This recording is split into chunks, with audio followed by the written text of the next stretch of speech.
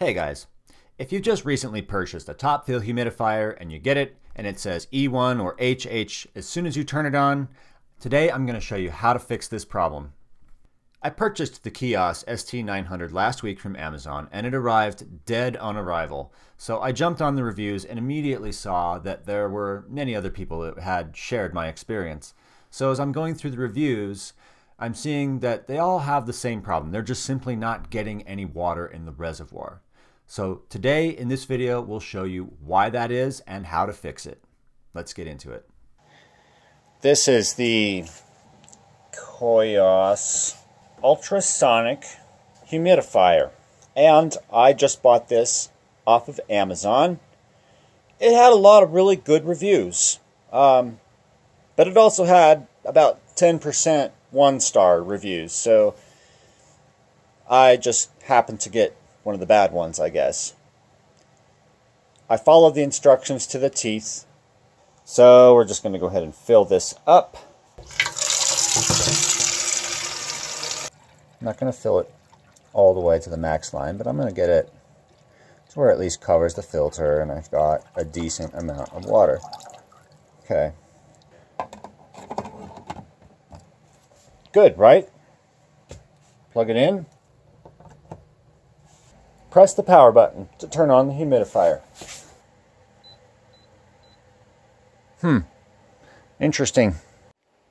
I went ahead and did just a little more investigating, and I removed the float valve from the humidifier, and that appears to be the problem. You see, it is currently full of water.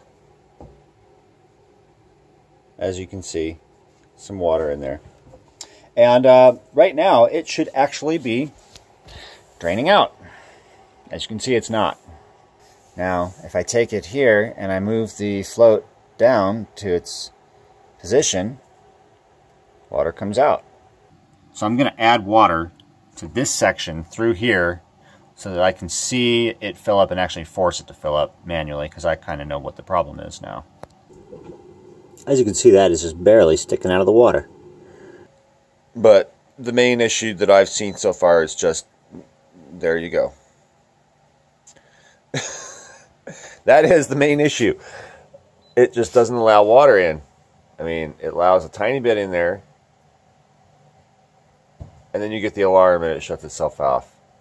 So, the only way to make it work is to somehow make the float valve work, replace the float valve with a functional one, or just add water manually about every hour to the humidifier. Pain in the ass. Okay, I've got the float valve disassembled for further inspection.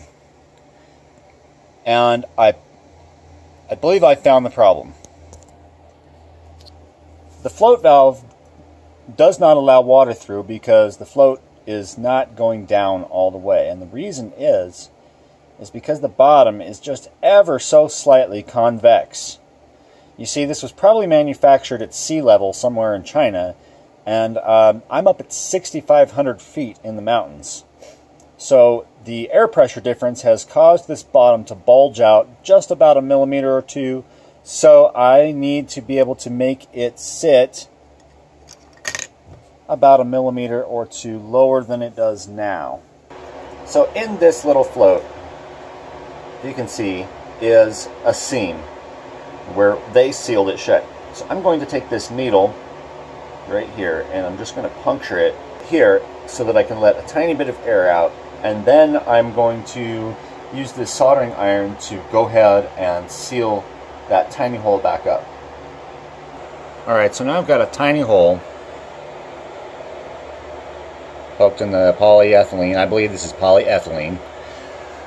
And now I can squeeze it so that it's not convex, but actually a little concave now, which is what I want. I want it to be just slightly concave. I think that's how it was at the factory. If you look at the housing, there is a little cross that this thing sits on, and it is sitting slightly above. So you do kind of need a recessed surface to get the maximum depth. And they didn't really take that into account for high elevation. So we're going to go ahead and seal it back up with the soldering iron and see if it holds. Okay. So I think we were successful. We dunk it underwater here. We can see that it does not make any bubbles. I haven't seen one bubble form. So our seal is complete. We are still concave, and we're ready to go ahead and see if this works. We'll try this once again and see what happens. Now it should allow water through. You know how hard this is to do with one hand?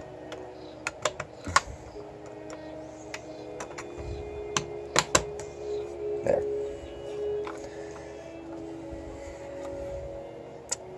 So, pop it back in there and do the same test that we did before, essentially, and just pour water in manually and see where it stops, or even if it lets water in at all.